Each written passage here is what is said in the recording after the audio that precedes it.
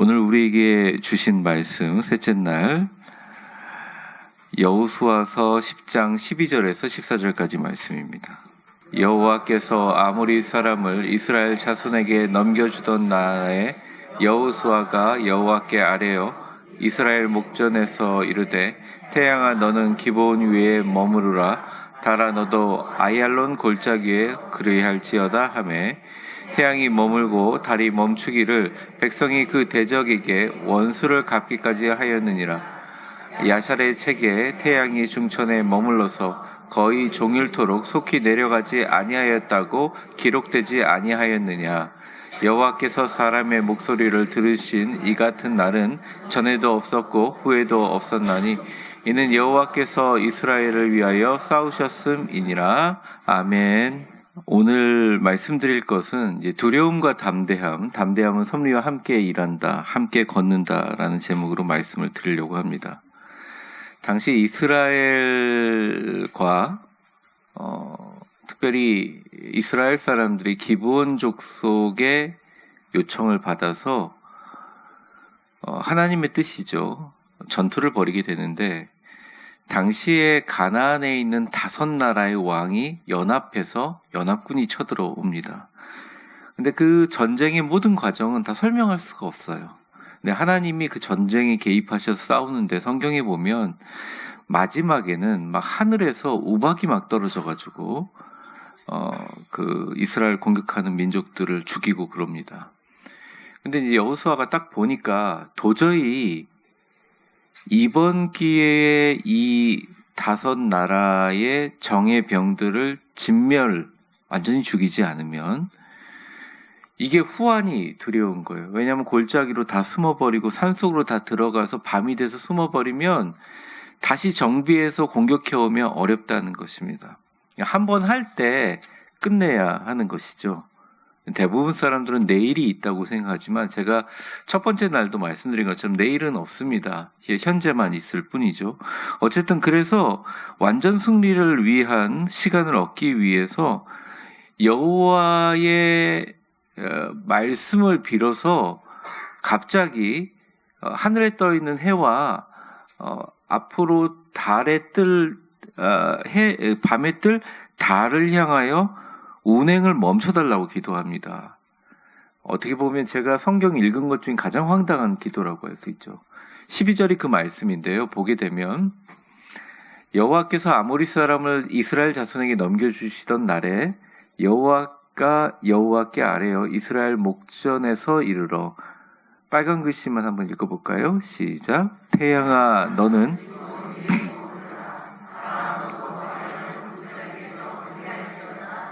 네. 사실은 우주와 자연을 향해서 뭐 파도에 멈춰라 이거 다 하나님의 영역이잖아요. 근데 여호수아가 하나님께서 그렇게 하라가 아니라 너는 그러면서 이제 얘기를 하게 돼요. 이 얘기를 하나님 앞에 기도하면서 선포해 버립니다. 그래서 다 아시다시피 지구는 자전하고 있고 이 지구라는 행성은 태양계 안에서 공전의 궤도를 돌고 있는데 그 궤도의 운행을 멈춰버려요. 쉽게 얘기하면 이거예요. 그냥 하루가 이틀이 돼버린 거죠. 하루 종일 멈춰버리는 것입니다. 그리고 하나님의 놀라운 역사하심으로 완전 승리를 거두게 돼요. 그래서 제가 오늘 좀 말씀드릴 것은 성경을 통해서 구약뿐만 아니라 신약 전반을 통해서 성경에 나타난 하나님의 섭리가 인간의 기도와 인간의 마음과 같이 일하는 법칙에 대해서 같이 살펴보려고 합니다. 첫 번째 한번 보겠습니다. 같이 한번 읽어보겠습니다. 시작. 여호수아의 담대함이 하나님의 능력을 드러나게 하는 가장 결정적인 원인. 사실은 이 사건의 동의는 가장 결정적인 동의는 어떻게 보면 하나님의 뜻이라기보다는 사실 하나님께서 우박도 내려주시고 엄청난 자연적인 현상으로 이스라엘 군을 도왔어요. 그래서 5나라가 연합해서 덤볐는데도 막 이스라엘이 연전연승을 하는 겁니다. 근데 딱 여호수아가 보기에는 이번 기회에 완전히 끝내버리지 않으면, 숨어 들어가 버리면 이건 도저히 잡을 수가 없는 거예요. 그래서 기도를 하는 겁니다. 하나님께 기도를 하고, 그러니까 이게 어떻게 보면 이런 놀라운 기적의 역사가 사실은 하나님께서 웬만하면 우주와 자연의 역사의 어떤 기본적인 원칙들을, 물리적인 법칙을 지켜가면서 일을 하시거든요. 근데 그것을 여호수아의 담대함 때문에 깨트려 버립니다. 요즘에는 이 담대함이 어떻게 보면 무모하다, 아니면 남을 배려하지 못한다, 이런 인식으로 있는 것 같기도 합니다. 좀 남자가 남자다워야 하는데, 그러니까 이게 저랑 관점이 다를 수는 있는데, TV에 보면 여자분들을 위해서 막 밥을 하고 요리를 하는 남자가 엄청 대단하고 멋있다 이렇게 생각을 하고 그걸 은근히 바라세요. 근데 저는 그렇게 요리하는 남자가 멋지지 않더라고요. 제가 요리를 안 해서 그런지 몰라도. 네. 이게 야성이라는 것, 두려움이 없이 정말 이렇게 시대에 빛이 되는 사람들을 보기가 굉장히 어려운 시대입니다. 그러니까 이게 어떤 잘잘못을 떠나서 지도자든지 어떤 사람들은 자기가 한 말에 지키기 위해서 담대함을 한번 보여주면 굉장한 존경심을 받게 되거든요. 근데 참 우리 신기한 게 요즘에 국민 정서라든지 또 많은 사람들이 이게 우울증에 많이 시달려요. 비단 정치적인 문제뿐만 아니라 되게 많은 사람들이 아주 사소한 자기의 문제 때문에 우울증에 시달립니다. 저도 미국에서 심리학을 공부했지만 사실은 우울증의 가장 큰 원인은 여러 이야기를 들어요. 뭐 뇌가 변형되고 뭐 다 그 말이 그 말인데, 우울증의 가장 큰 원인은 두려움입니다. 원래 두려움 자체는 별로 힘이 없어요. 그런데 두려움에 힘을 주는 존재가 있는데 그건 우리예요. 그래서 두려움은 우리가 두려워질 때마다 우리가 먹여주는 두려움의 힘을 먹고 더 커집니다. 그러니까 사람이 한번 우울함에 빠지면 아무리 좋은 조언을 들어도 그게 잘 이겨내기 어려운 것이, 내가 가지고 있고 지금까지 쌓아왔던 경험으로 그것을 이겨내려고 하면 할수록 수렁이 계속 빠지는 거예요. 왜 그러냐면 기본적으로 두려움을 극복하기 위해서 두려움을 생각하는 것 자체가 두려움에게 먹이를 주는 거죠.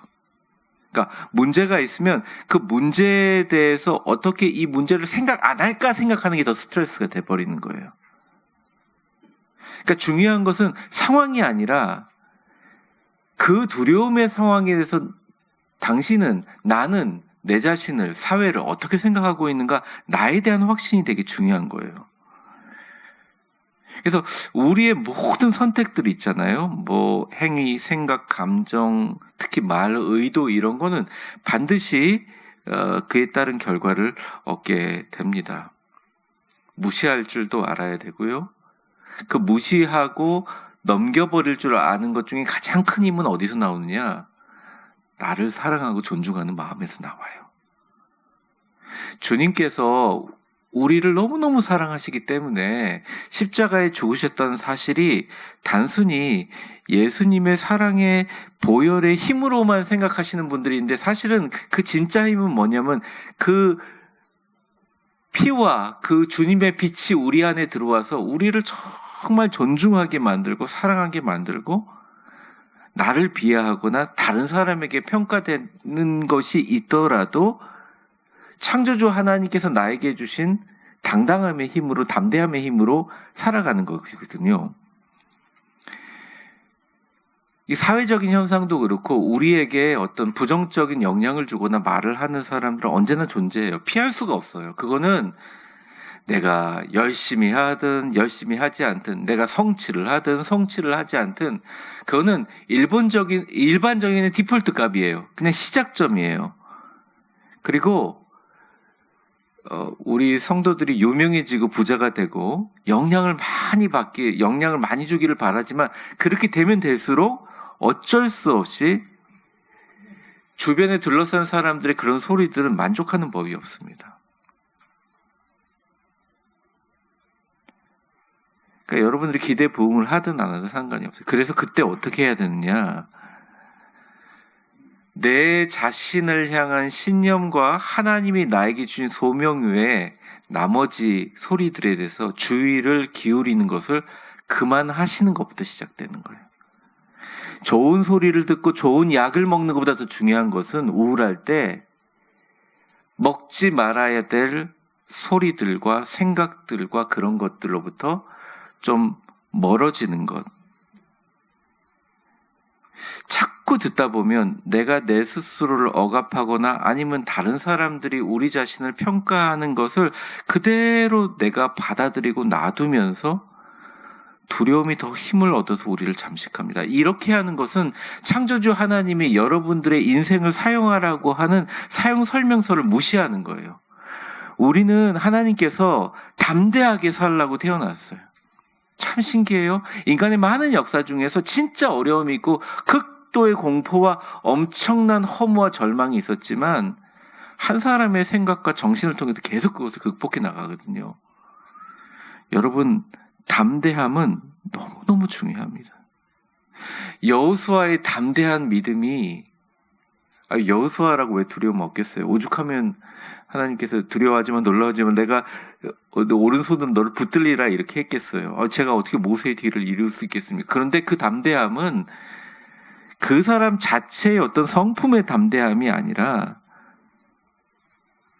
그가 알고 있는 거예요. 하나님은 담대하게 기도할수록 그 믿음이 우주적인 하나님의 섭리와 함께 걷고 바꾸는 역사가 일어난다는 겁니다. 여러분 13절에 보면 어떻게 일어나냐? 태양이 머물고 달이 멈추기를 그 백성이 대적에게 원수 갚기까지 하였느니라 이렇게 나와버립니다. 오래전 이야기이긴 해요. 30년 전의 이야기인데 그 나사에서 팀 헤롤드라는 팀이 있어요. 그 팀에서 연구팀이 있는데 그 팀은 어떤 팀이냐면 지금은 이제 사라졌습니다. 그분도 이제 나이가 많이 먹으셨는데 이제 우주로 인공위성을 띄우면 이 인공위성 궤도가 태양계를 중심으로 돌거든요. 근데 그 인공위성을 띄우는 각도와 시간들을 잘 조정해서 띄워야 수십만 개 인공위성들이 부딪히가 않아요. 주변에 태양계. 그래서 그거를 띄우는 것들 궤도 측정과 띄우는 시기들을 연구한 사람이에요. 근데 이것을 측정하기 위해서는 기본적으로 10,000년에서부터 10만 년 전까지 거슬러서 궤도를 측정합니다. 근데 되게 우연하게 슈퍼컴퓨터에서 살피다가 전체 지구의 역사 중에 꼭 하루가 없어진 사실을 발견하게 됩니다. 그러니까 성경에서 여호수아 시대에 꼭 하루 같은 것이 없어져요. 13절에 보면 뭐냐면 중천에 머물러서 거의 종일토록, 그러니까 하루란 표현을 안 쓰고 거의 종일토록이라고. 그래서 시간을 계산해 보니까 정확하게 23시간 20분이 없어진 거예요. 그리고 나서 이 사람이 그것에 대해서 이제 얘기를 제기하고 그 연구 결과에 대해서 제가 그걸 이제 챗 GPT나 이렇게 쭉 찾아보니까 반론도 많고 거기에 대한 명확한 내용들이 막 영어로 많이 나오는데 읽어보니까 그거에 대해서 그렇게 뚜렷한 반론도 사실은 없어요. 그리고 이제 하루라면 40분이 남잖아요. 그 40분이 히스기야가 기도할 때, 자기 생명 살려달라고 기도할 때 하나님께서 그 해시계의 일형에 10도를 돌려버리시거든요, 뒤로. 그게 지구의 시간으로 말하면 역사의 10도가 40분에 해당된다는 것입니다. 이 말을 여호수아가 쓰면서 이런 일이 쓴 게 너무 자기도 믿겨지지 않는 일이 일어나니까 13절 하반절에 뭐라고 하냐면 증거를 자료를 대요. 13절 보여주세요. 이렇게 하면서 12절로 보여주세요. 12절. 13절 하반절일걸? 예. 야샬의 책에 태양이 중천에 머물러 거의 종일토록 속히 내려가지 않고 기록되지 아니하였느냐 이러면서 반문을 해요. 뭐냐면 야샬의 책이라는 데서 나온다 이렇게 얘기합니다. 근데 지금은 그 책을 찾을 수가 없어요. 근데 그 야샬의 책에 어떻게 보면 그리스의 플루타크 영웅전 같은 거예요. 야샬이라는 말이 의로운 자, 근데 야샬의 책 이러면 의로운 자들의 기록 이런 얘기인데 거기에 보면 여러 가지 기록과 하나님의 역사로 일하시는 하나님의 사람들의 일이 기록돼요. 사무엘하 1장 17절에서 18절에 보면 다윗이 사울과 불렀던 그 활의 노래, 아름다운 활의 노래가 이 야샬의 책에 기록됐다는 말이 나옵니다. 그러니까 이게 분명히 존재했던 책이고 그 당시에 이스라엘 모든 사람들이 읽었던 책이고 왕실이나 역사적으로 제대로 기록된 책에 진짜 하나님께서 거의 하루를 멈췄다는 일이 나온다는 거예요. 사랑하는 성도 여러분, 보통 담대함이라고 하면 무모함을 생각해요, 사람들이. 담대함이라고 하면 남자들은 어릴 적에 싸울 때 깡다구고 막 이런 거 생각하거든요. 근데 신앙의 담대함은 좀 달라요. 저를 한번 따면 신앙의 담대함은 상상의 힘이다. 그러니까 그 사람이 생각하는 힘이 굉장히 중요해요. 우리에게 하나님께서 생각을 주시고 상상을 주신 이유는 두려워하라고 주신 것이 아니에요. 인생을 살면 승리하라고 주신 거예요. 우리에게 그것을 주신 이유는 무한한 믿음과 담대함의 가능성을 하나님께 구할 수 있는 언어와 목소리와 성대를 우리에게 주신 거예요. 그것을 위해서 주신 것입니다. 바울이 죽기 전에 쓴 책이 가장 나중에 쓴 책이 디모데에게 죽기 전에 어서 와달라고 쓴 디모데 후서이거든요. 거기 1장 7절에 가장 중요한 말이 나옵니다. 같이 한번 읽어보겠습니다. 시작. 하나님이 우리에게 주신 것은 두려워하는 마음이 아니요 오직 능력과 사랑과 절제하는 마음인데. 여러분 기억하세요. 담대함과 섭리는 같이 일합니다. 담대하게 기도할 수 있어야 돼요. 제가 이 기도카드 보면서 이제 좀 이렇게 말씀을 녹음하면서 부정확한 부분이라든지 알고 싶은 거 있으면 여러분 개인적 번호로 전화할 텐데 놀라지 마세요. 제가 갑자기 모르는 번호가 전화 와도 놀라지 마세요. 제가 아니면 문자를 좀 드려서 그분들한테 좀 살펴보려고 해요. 근데 여러분 기본적으로 기도한다는 것은 하나님께 하는 거기 때문에 담대함이 깔려 있어야 됩니다. 한번 옆 사람 축복해 볼까요? 새해이기도 하고 같이 축복해 보겠습니다. 하나님의 섭리는 당신의 담대함과 함께 일합니다. 그러니까 기본적으로 담대하고 허리를 펴고 흉곽을 딱 피면 사람들이 그 사람에 대해서 어떻게 보면 호감을 가질 수밖에 없는 게 움츠려드는 것보다 담대하게 어떤 어려움이 와도 사실 우리는 믿을 곳이 있잖아요.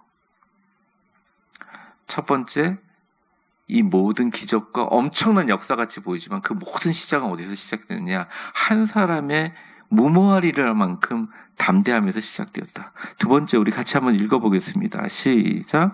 믿음의 크기와 담대함만큼 하나님은 섭리하시. 더 큰 하나님을 믿음. 사실은 14절에 보게 되면 우리가 이렇게 나와 있습니다. 14절 한번 보여주세요. 여호와께서 사람의 목소리를 들으신 이 같은 날은 전에도 없었고 후에도 없었나니 이는 여호와께서 이스라엘을 위하여 싸우셨음이라 이렇게 얘기합니다. 그러니까 인간의 기도에 전례도 없는 응답과 섭리로 역사하시는 엄청난 하늘이 보기에도 그런 하나님의 나라에서 보기에도 그런 일이 일어났다는 거죠. 0.0001도의 각도를 맞추기 위해서 10만 년 전에 우주의 역사를 측정해서 인공위성을 쏘아버리는데요. 지금 뭐 더 잘하겠죠. 몇백 광년에 있는 우주의 행성의 사진을 그대로 찍는 카메라가 있지 않습니까? 이런 시대에. 근데 우리가 진짜 생각하나 말 하나, 우리가 하는 의도 하나, 우리가 갖고 있는 감정 하나 잘 딱 붙잡는 것, 그것들을 궤도를 조정하는 것이 얼마나 중요한가. 여호수아는 새와 달을 향하여 진짜 담대하게 명령하잖아요. 그래서 이 기도의 폭과 크기가 엄청 다릅니다. 진짜 다른 것 같아요. 저도 안 가봤지만 사우디에 가면 이 왕족들의 집에는 기본적으로 버스가 운행되고 집이 너무 크니까 거기서는 차를 타고 다닌답니다. 그래서 하도 차를 많이 갖고 와서 운전하기가 좀, 운전을 하고 싶은데 할 데가 없으니까 집안에서 이렇게 운전을 한대요. 그러니까 우리가 생각하는 크기가 아니죠. 미국에도 최대 부촌에 보면 요트촌들이 있어요. 그 요트촌들에 가서 물어보면, 이제 요즘에도 인터뷰하면 그 사람들한테 물어봐요. 당신은 한 해에 제일 많이 번 수익이 뭡니까? 그럼 보통 더 1,000억 단위를 얘기하거든요. 웃으면서. 그러니까 우리가 생각하는 단위와 엄청 다른 세상들이 펼쳐져 있는 거죠. 그 사람들이 우리와 다르냐? 사실은 그렇지 않다. 하나님 보시기에는 정말 아무것도 아니라는 거예요. 우리가 생각하기에 엄청나게 말도 안 되는 거지만 하나님 보기에는 말이 안 되는 게 없는 거예요. 저를 한번 따라해 보겠습니다. 우리가 말도 안 되게 믿으면 하나님은 말도 안 되게 역사하신다. 하나님은 인간의 믿음의 크기에 맞춰서, 거기에 균형에 맞춰서 하나님의 역사가 진동하고 변형돼서 우리에게 영향을 끼쳐요.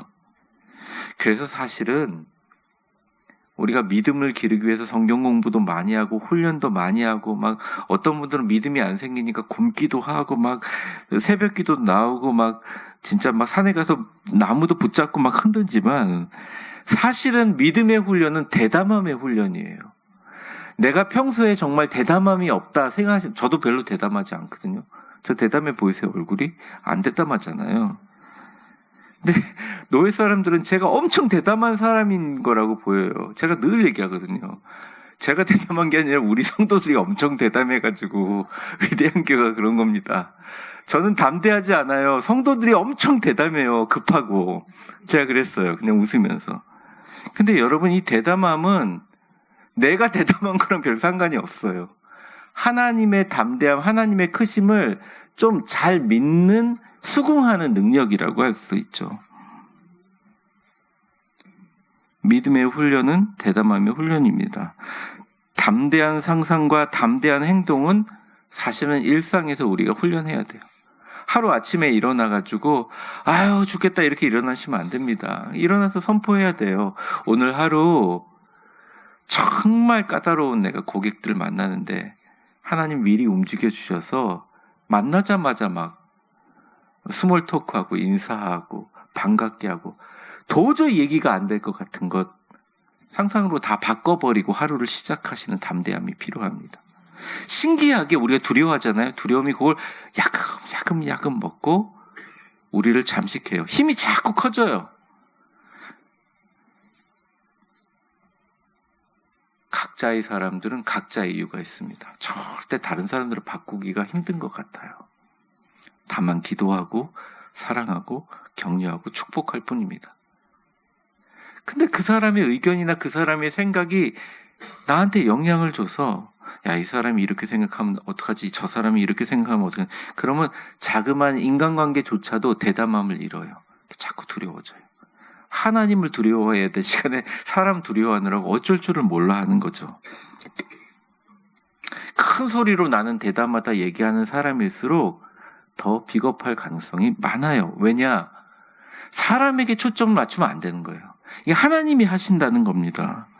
2025년 하나님이 여러분에게 역사하시기를 주의 이름으로 축원합니다. 여러분 이렇게 힘들게 새벽에 나왔는데요. 제가 이 말씀을 꼭 드리고 싶어요. 하나님이 우리를 위해서 싸우는 전투 의지는 여러분의 대담함이 만드시는 거예요. 하나님이 여러분들을 위해서 크게 싸우실 수 있도록 기도해야 돼요. 여호수아는 이 세상에 존재하는 어떤 기도보다 하나님이 사람과 전쟁과 역사와 싸운 것이 아니라 우주와 공전과 자전과 태양계와 우주의 질서와 싸우게 만들어버린 기도를 하게 만드는 것입니다. 그래서 14절의 마지막 하반절에 보면 거의 결론적으로 이렇게 나옵니다. 같이 읽어보겠습니다. 시작. 이는 여호와께서 이스라엘을 위하여 싸우셨음이니라. 제가 첫째 날 새벽 기도 때 하나님이 당신을 향해 너를 위해 싸우게 하라 이 말씀을 좀 드렸잖아요.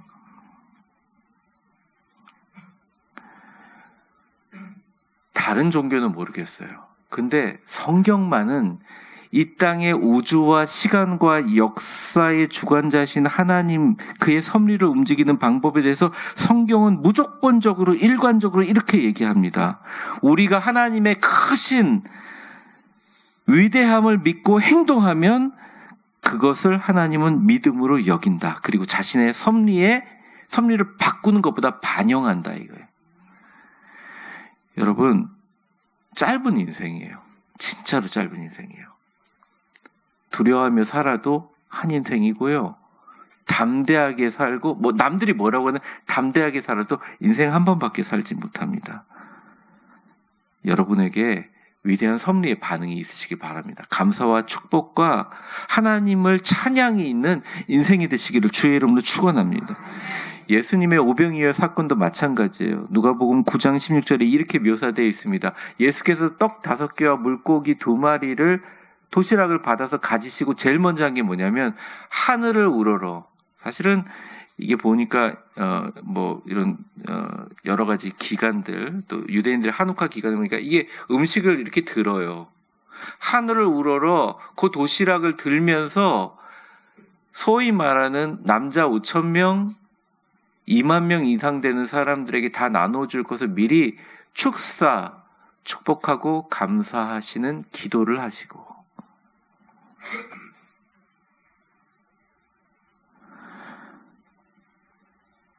먼저 기도하고 축복하고, 오늘 여러분이 앞으로 일어날 모든 여러분의 치유와 회복과 은혜에 대해서 감사하고 시작하면 움직이시는 역할은 하나님께 좀 맡기자고요.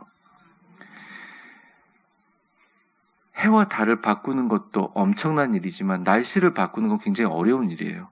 제가 어저께 기도하면서 성도들 안 춥게 좀 따뜻하게 해주세요라고 기도를 안 했던 이유는 요즘엔 날씨 예보가 너무 잘 맞는 거예요. 근데 여러분, 우리 교회에서 가끔 세계 선교를 가게 되면 정말 많은 선교사님들이 얘기하시는 그러니까 우리 위대한 교회가 선교를 가면 날씨가 탁탁탁 들어맞는 거예요. 평소에는 바꾸기 어려운데 선교를 가면 그 지역 선교를 위해서 날씨를 그때그때 조정한다는 거예요.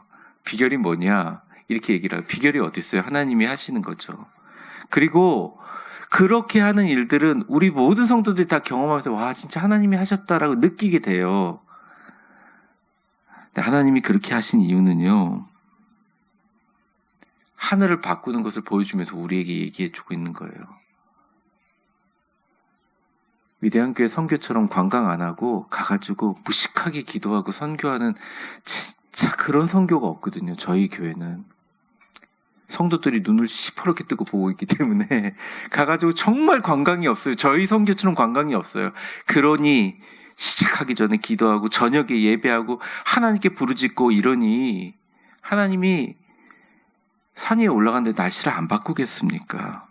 여러분, 오늘의 하루, 2025년에 여러분이 걱정하는 모든 두려운 홍해와 같은 장벽들 승리하시기를 원하시죠? 승리의 핵심은 하나님께 내가 불가능한 것을 담대하게 구하는 대담함입니다.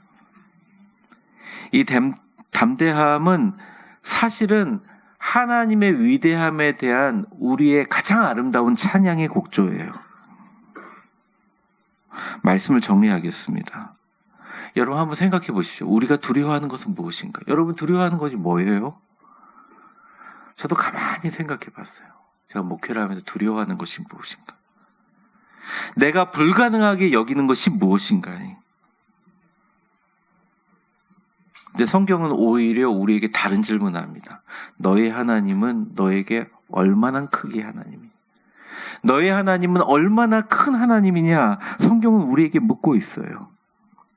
제가 늘 기도하는 야베스의 기도에 이런 구절이 있습니다. 야베스가 이스라엘 하나님께 아뢰어 가로되 원컨대 주께서 내게 복의 복을 더하사 나의 지경을 넓히시고, 개역개정에는 지역을 넓히시고. 어떻게 보면 이 지역이라는 말이 당시의 역대상 성경에는 맞아요. 당시의 힘은 내가 갖고 있는 땅의 크기였어요. 지금은 땅이 비싸가지고 생각도 못하지만요. 여러분, 여러분의 지경이 올 한 해 넓어지기를 주의 이름으로 축원합니다.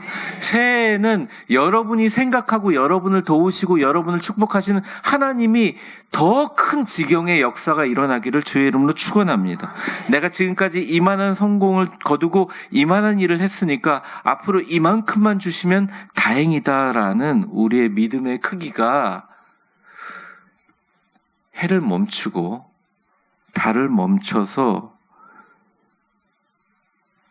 전 우주가 지구를 향한 각도가 미세하게 틀어지는 위대한 역사를 일으켰던 여호수아의 기도처럼 여러분의 삶에 여러분에게 영향을 끼치는 부정적인 생각, 말들, 두려움, 걱정 무시하시고 오직 하나님께 집중해서 여러분 내일 마지막 특세까지 승리하시기를, 그리고 2025년 반드시 기적과 승리로 새해의 새벽을 여시기를 주의 이름으로 축원합니다.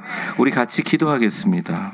축복합니다. 이제는 우리 주 예수 그리스도의 은혜와 우주와 시간의 역사의 주관자이시며 우리 인생의 궤도와 시간의 초침까지도 조종하시고 운행하시는 하나님의 크신 사랑과 성령의 충만하심과 교통하심이 특별히 연말부터 지금까지 세상과 사람들을 보면서 때로는 답답하고 때로는 마음속에 속상함과 아픔들이 있지만 이제는 그것들을 바라보는 것이 아니라 내 안에 빛을 주신 하나님의 위대하심을 보게 하셔서 담대하게 무시할 것들은 무시하고 걱정과 근심과 어려움들과 두려움들을 내려놓고